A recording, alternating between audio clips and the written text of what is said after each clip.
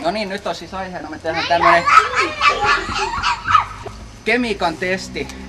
Eli mulla on täällä putkilossa, niin täällä on semmosia karkkeja kuin Mentosta ja sit meillä on tuolla Pepsi Maxia. Mä kuulin, että toi kevytliimut lähtee helpommin irti, jos ne tarrantuu vaatteisiin tai jotain. Niin meidän tarkoitus olisi tehdä semmonen suihkulähde. Tää kestää hyvin lyhyen aikaa ja juju siinä on se, että kun mä aukasen tämän putkilon, mä laitan tähän tämmösen kortin suojaksi ja pistän sen tohon pullon päälle ja yritän saada vetästyä tän siististi pois.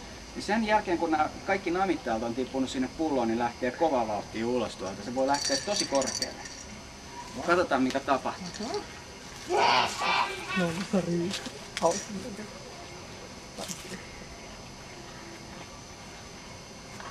Nyt sen pitäisi olla valmiina. Kamerat.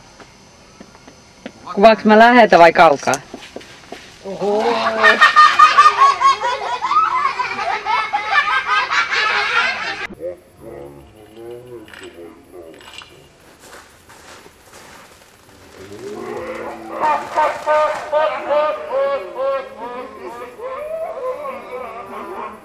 Kuvaanko mä läheltä vai kaukaa?